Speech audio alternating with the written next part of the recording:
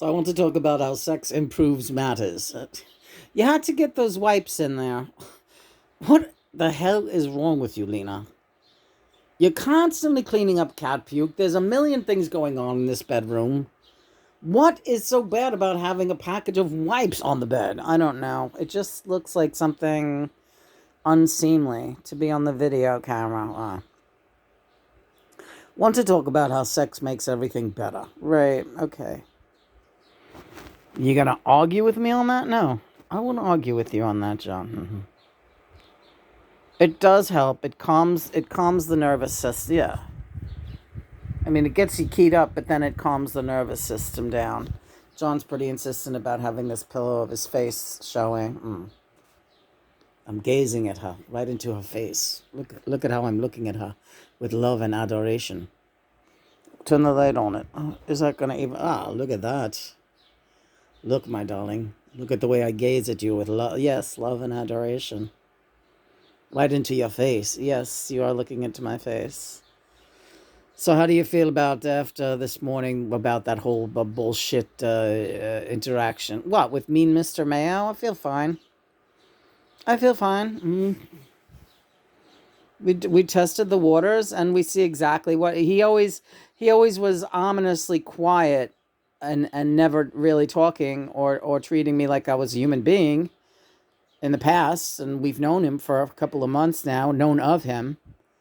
So this was interesting. It took very little time just for him to like really be nasty and show his true colors. So, but we suspected that of him all. Yes, we suspected that of him all along, but he actually showed himself for what he is to whatever his fans think he is.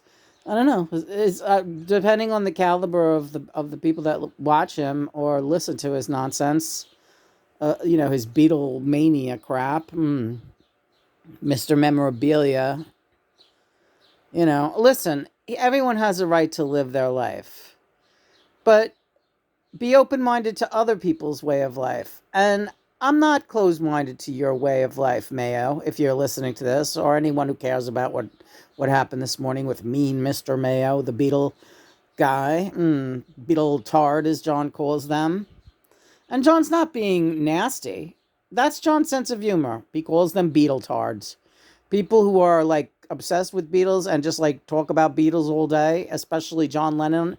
He calls them Lennonologists, and he's like, these people, he feels they have a problem. That might sound funny to some, yeah, but who cares what it sounds like? Well, no, John, let me say it. It might sound funny coming from me, the person who claims to sit around talking to John all day, among other things. Yeah, we just did other things. Yeah, that's right. We did do that. Oh boy, you're gonna end up killing me one day. No, I'm always very careful with you. No. Yeah, you are. I love you. All right, stop it. Don't start making me... Why? You don't want to laugh? Why don't you want to laugh? Don't you like me? I like you. Let's turn this big light off. There we go. I wanted to be sitting in her lap. Yeah. He makes me look at this pillow all day. I don't need to look at this pillow, by the way. I see John all the time. He's just being ridiculous with this pillow right now. Jesus Christ, this pillow. Turn the light back on it. You are so vain. Carly Simon probably wrote that song about you. I think so. You called her nipples, didn't you, on a recording? You know I did. She reminds me of... Yeah, I know. Carly Simon reminds you of me. What else is new? You're always telling me everyone who reminded me. You tell me Ronnie Spector reminds you of me. You tell me... everybody but the women you were with. You don't say Ryoko, you don't say Cynthia, and you sure as hell don't say May Pank, because none of those women remind me of you. They have absolutely nothing in common with you, which was the reason I picked every one of them. Really, yeah. Would you have liked to have gone to bed with Carly Simon? No. Visually, I liked her. I did like that look of that woman. She was a lot like you. California girl looking. Long tan legs, great big tits. You almost said titties. Yeah. He's incorrigible. I have to tell you that out there. He is one incorrigible soul. You're larger than life. Yeah. Like this pillow. Oh, this pillow's not that big. No, it's not that big. It's about 20 inches long. Like yeah, right. Like tell them what it feels like when we have sex. It feels like we're having sex. I'm not getting into that. He's dying for me to write memoirs, graphic memoirs. Like, we already write memoirs, but he wants me to write graphic memoirs of what he does and what you do. I'm not going to do that. All right. You know I'm not going to do that. Yeah. She's she's a proper lady, Marlena. Yeah. She's a proper girl. But I tell you, I would like it if you did a little bit. Just say a little thing. Like what happens when we... Oh, God, no. Don't make me do this. I'm not doing this now. You're going to put my pillow down like you just dropped me like a hot potato? No. Pick it up. Pick me up. Come pick me up. Like Ryan sings. Come pick me up. Say one thing when we get started. What is it like? It's fun. Say what I do. Oh, don't make me do this. All right. Can I say what I do? No. Why not? Because I don't want you. Don't do it. Please don't do it. What's keeping you from turning the camera off? You are. Because I control you. Keep laughing, girl. Keep laughing. All right. I'll tell you what. I'm going to dare you. Since what are you asking my permission for? Go ahead and say what we do. Well, first I sneaks up on her, see? You don't, first of all, you're going to revise what I say? Yes, he does not sneak up on me. He's always here. Go ahead. You're ruining my diatribe. Yeah. Now I lost the... Okay. No, I want to do it. So go ahead and do it. What am I doing? You're describing our love life. Okay. I'll be graphic but polite. I don't see how that is possible. So anyway, I whips my thing out. That's not how it goes either. What's wrong with that? Because your thing is always out. He doesn't wear pants around me. Sometimes he'll throw on a pair of shorts. But they don't stay on very long. He just knows that I like the way his legs look in shorts. The kinds with the stripe going down the side. Right, like gym shorts.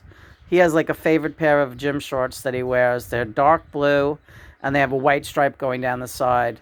And they're the exact pair that I used to wear in my gym class in junior high.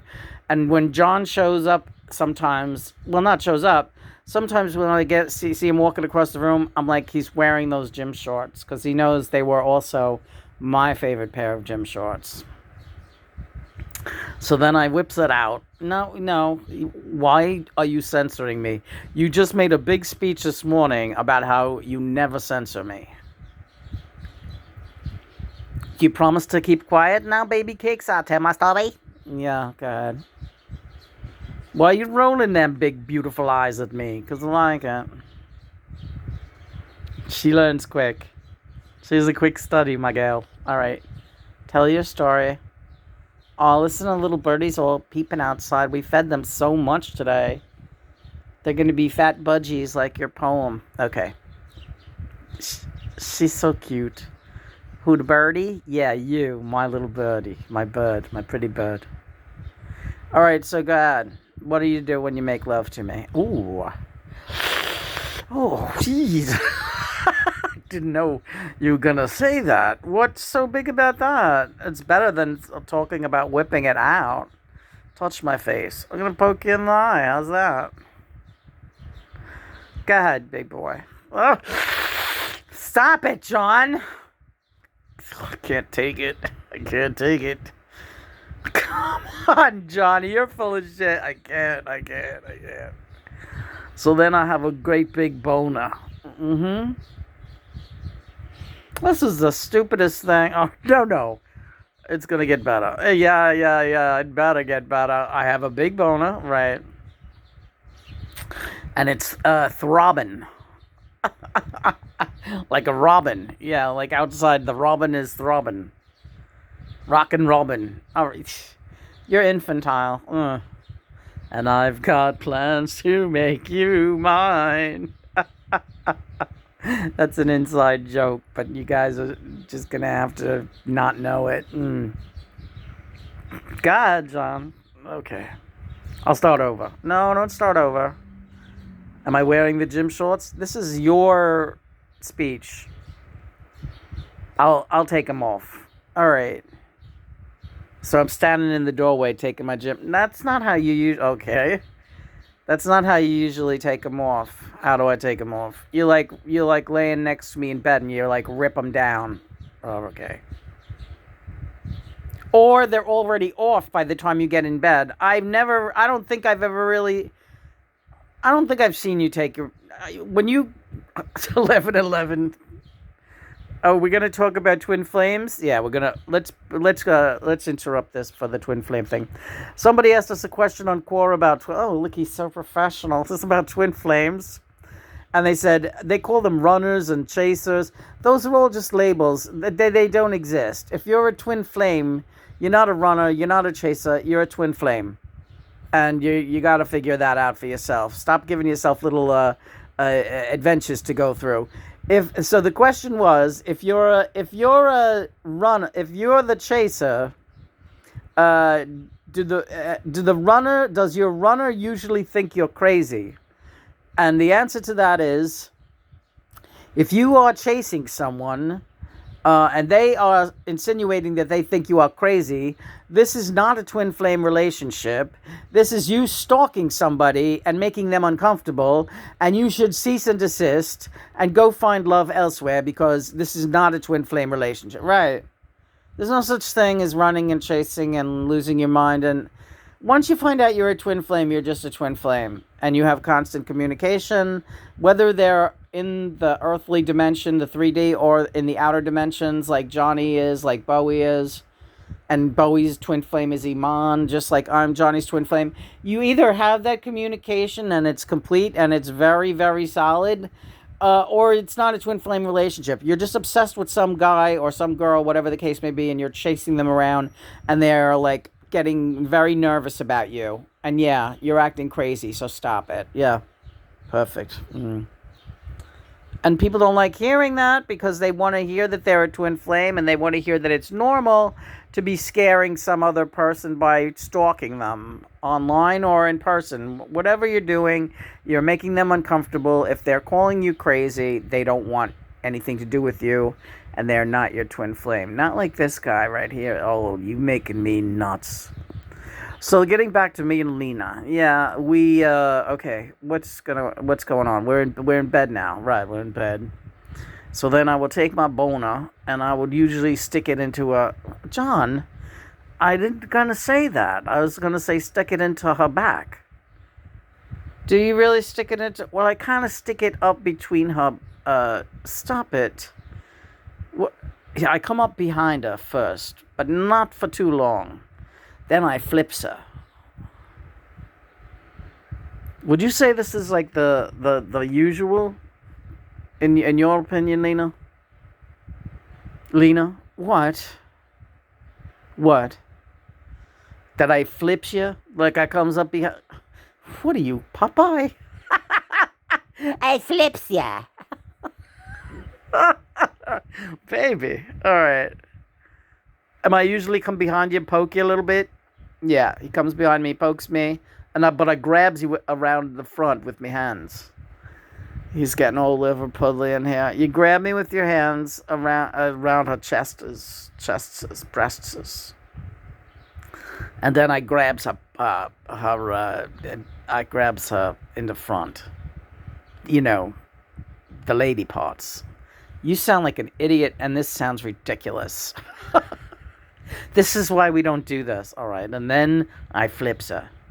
Maybe not right away, But usually by the time I flips her, she wants the flip. All right. And that's all we'll tell for now, right? Yeah, that's plenty. Is that how it's done? You don't know? I guess that is the usual. Is that the usual? Well, you want to try it again?